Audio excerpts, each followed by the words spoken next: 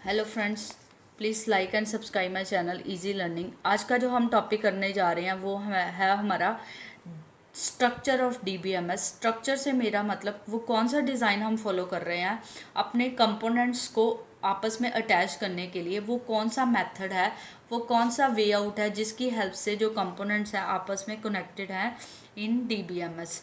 सो सबसे पहले जो स्ट्रक्चर में हम कह लेंगे 3 लेयर आ जाती हैं। सबसे पहले हमारे एप्लीकेशन यूज़र, एंड यूज़र, और इसके बाद हमारी आ जाती है डीडीएल, डेटा डेफिनेशन लैंग्वेज कह सकते हैं। उसके बाद आ जाता है हमारा ये बॉक्स है जिसमें हमारे पास DML compiler, query optimiser, DML compiler, data store आते हैं।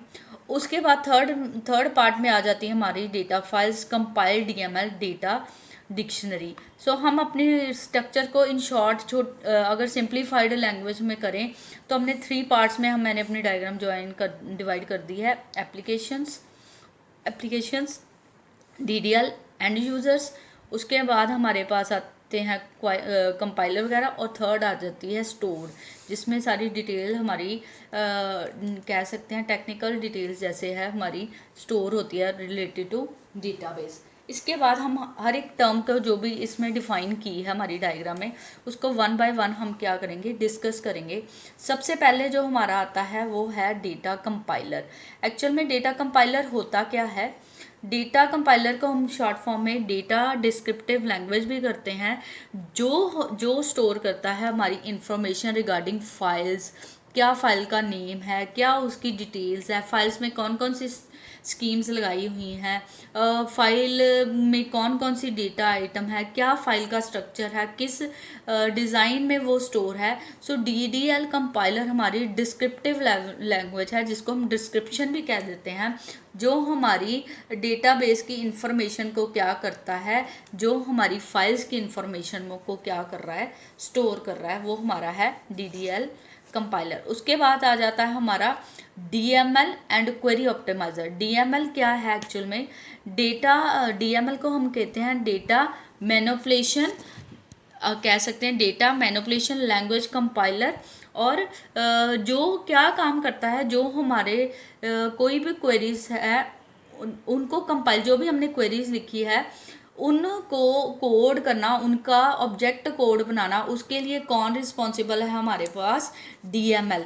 सो हम कह सकते हैं जो भी हमने क्वेरी बनाई है, जहाँ लिखी है, उसका ऑब्जेक्ट कोड बनाने के लिए, उसको कंपाइल करने के लिए कौन रिस्पॉन्सिबल है? DML compiler. या हम ऐसे कह सकते हैं जो हमारा डीएल कंपाइलर है वो, उसकी हेल्प से हम क्या करते हैं, अपने डेटा को इंसर्ट करते हैं, अपडेट करते हैं, डिलीट करते हैं। एक्चुअल में डीएमएल कर क्या रहा है? जो भी मैंने क्वेरी लिखी है उसको उस लैंग्वेज में चेंज कर रहा है जिस लैंग्वेज में हमारा डीबीएमएस जो उसको क्या कर सके, अंडरस्टैंड कर सके।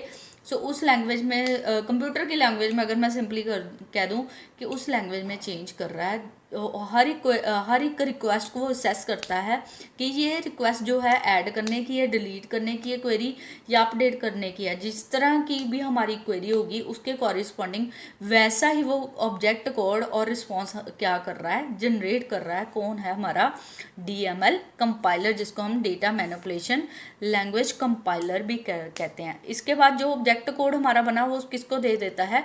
क्वेरी ऑप्टिमाइजर को। सो क्वेरी ऑप्टिमाइजर होता क्या है? क्वेरी ऑप्टिमाइजर हमारी क्वेरी को बेस्ट वे से एग्जीक्यूट करने में क्या करती है? हेल्प करती है। जो भी हमारी क्वेरी है ऑप्टिमाइज करना, इसका मतलब ऑप्टिमाइज करने के लिए best way, simple way provide करता है, जिससे हमारी क्वेरी क्या हो जाए, इजीली एग्जीक्यूट हो जाए। So this is the work of query optimiser. जो भी क्वेरी ऑप्टिमाइज़र से रिपोर्ट जनरेट होगी वो हमारी किसको जाएगी?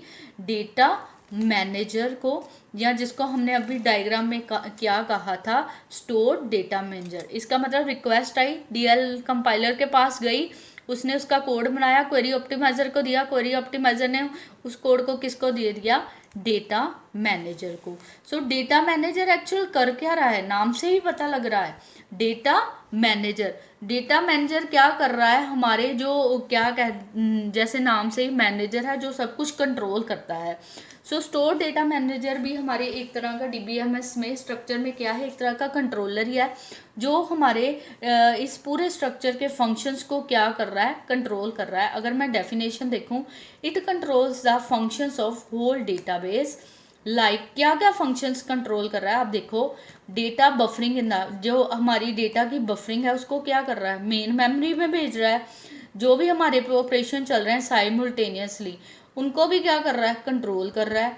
कंट्रोल क्या कर रहा है, बैकअप एंड रिकवरी, और उसके अलावा मेंटेन कंस्ट्रेंट एंड इंटीग्रिटी। मतलब हर काम को देख रहा है कि हर जो भी काम हो रहा है वो कंट्रोलिंग करना कि कौन सी प्रोसेसेस चल रही हैं साइमल्टेनियसली, कब डेटा को मेन मेमोरी में भेजना है, कब मेन मेमोरी से डेटा वापस लेके आना है, कब कितने टाइम के लिए बैकअप होगी या रिकवरी होगी, जो काम हो रहा है, जो क्वेरीज चल रही हैं वो कंस्ट्रेंट के हिसाब से चल रही हैं या नहीं चल रही, ये सारी कंट्रोलिंग कौन कर रहा है, हमारा डेटा मैनेजर।